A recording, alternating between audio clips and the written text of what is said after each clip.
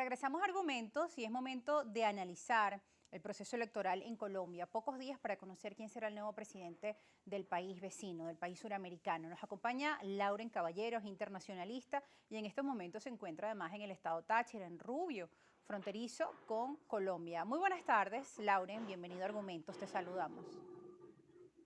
Hola, querida Rosa, ¿cómo estás? Muchas gracias por la invitación. Un saludo a toda la audiencia de Globovisión. Gracias a ti, gracias por estar con nosotros en este espacio. Bueno, preguntarte de inmediato, ya que estás en la frontera, ¿cómo se encuentra el clima en este estado fronterizo y las expectativas que se tienen también sobre el nuevo presidente de Colombia? Pues ambos prometen un cambio y ambos han dicho que de ganar restablecerían las relaciones comerciales con Venezuela. Y mira, la gente realmente está a la expectativa, ¿no? La gente común hace algunos comentarios en la calle, uno escucha que hay cierta preocupación, ¿no? Por la posibilidad de que alguna de las candidaturas represente pues algún tipo de retroceso al proceso democratizador y de estabilidad política e institucional que ha venido viviendo Colombia en las últimas décadas. Pero más allá de eso, lo que vemos realmente acá en la frontera es una sensación pues de que existe una posibilidad de que cambiando la relación comercial entre cada uno de los países pueda mejorar de alguna manera las condiciones de vida de aquellas personas que día a día dependen pues de las relaciones transfronterizas desde el punto de vista económico y comercial y sobre todo pues desde el punto de vista de las mercancías y todo este tipo de cuestiones de las que tanto dependen los ciudadanos comunes y corrientes. Bien, ambos son figuras contrarias a lo que veíamos como la clase dominante en Colombia, o al menos así se presentan. Cada uno dice ser la propuesta de cambio que necesita en estos momentos Colombia. A su juicio, como internacionalista, ¿qué representa cada uno de los candidatos y también cómo ha visto transcurrir de esta campaña?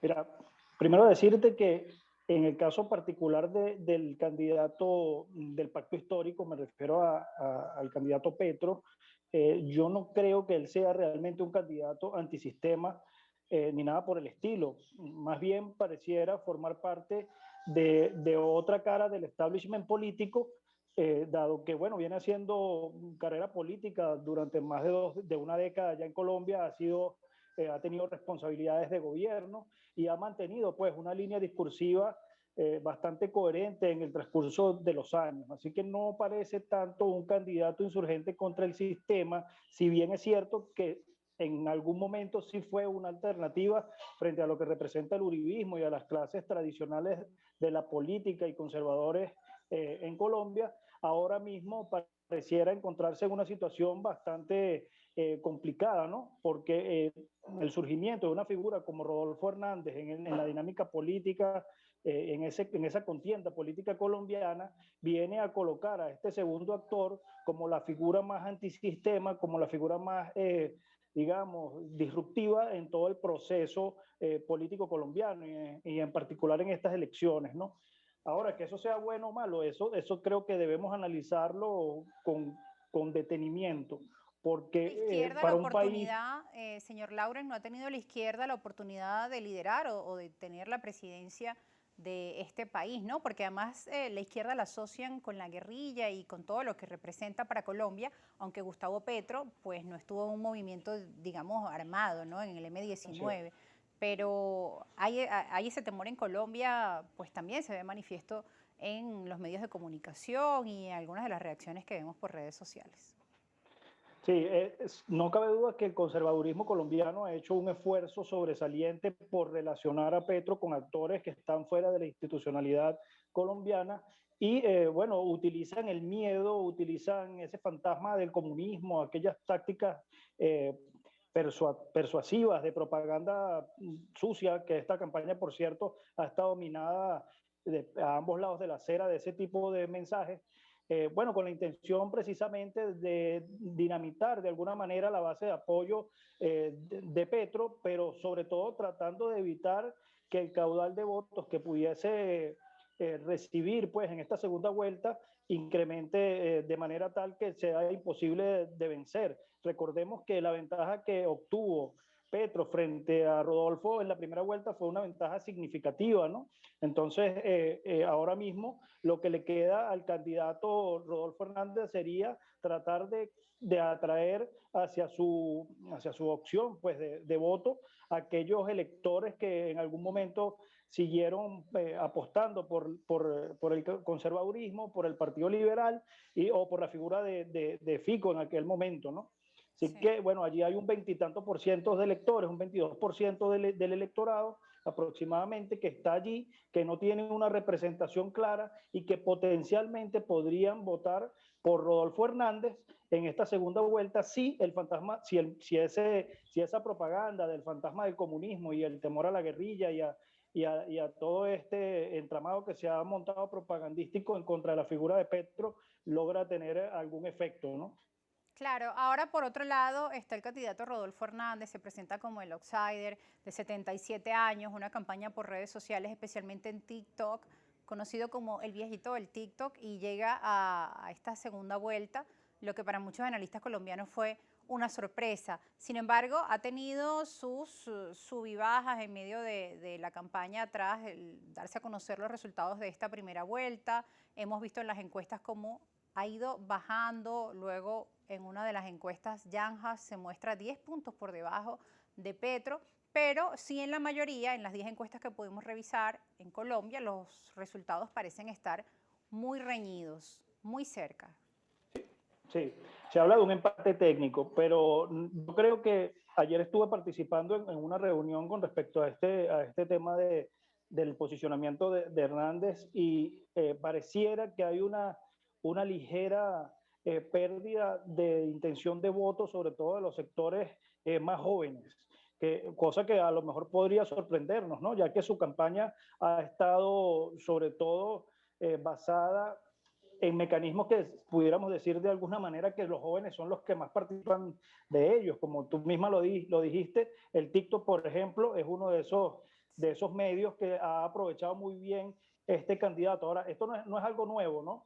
Tenemos el fenómeno de Bukele también, acá mismo en la región, un candidato que utilizó las redes sociales como su principal arma electoral y que con la utilización asertiva pues, de estos mecanismos de las comunicaciones y la información, logró posicionarse como ese candidato outsider y bueno, ahora es el presidente de El Salvador.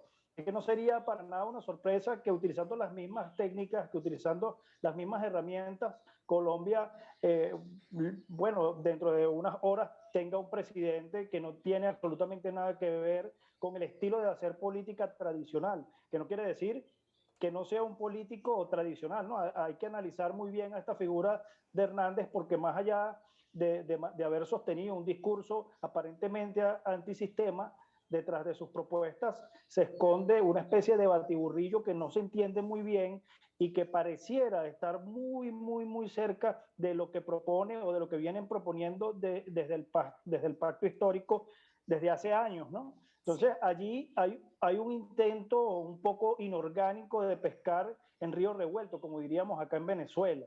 Vemos a un candidato que bueno, aparece producto de una situación donde la sociedad colombiana está harta de los políticos tradicionales, de la manera como se ha ido haciendo política, del tema de la desigualdad, de la pobreza creciendo, de todas esas limitaciones que tiene el pueblo de a pie colombiano y que, bueno, en un momento determinado ha llegado a su límite. Ese límite es ahora mismo con la presencia de dos competidores que aparentemente no forman parte del establishment y que se han presentado ante la opinión pública como antisistemas.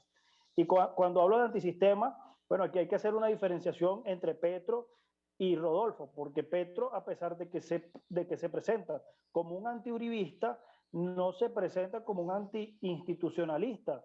Al contrario, trata eh, de alguna manera demostrar que él está dispuesto a pegarse a la institucionalidad colombiana. De hecho, lo hizo hace algunas horas asistiendo a un debate al cual se le había obligado a asistir a ambos candidatos Sí. y el señor Rodolfo no asistió. Petro sí lo hizo, utilizó eso como una oportunidad para reafirmar pues la confianza en algún sector del electorado que de alguna manera puede estar pensando que Petro podría pasarle por encima a la institucionalidad y bueno, él ahora mismo está intentando dar esa percepción de que él no está en contra de la institucionalidad Bien. colombiana, sino de que es un candidato antiuribista o antisistema no institucional, sino político. Bien, sobre este tema del debate Anti-establishment político. vamos a estar profundizando. Disculpa que te interrumpa al regreso de la pausa porque ya debemos cumplir con un compromiso comercial. Vamos a estar hablando de este tema del debate, del fallo del Tribunal Supremo de Bogotá, del Tribunal de Bogotá.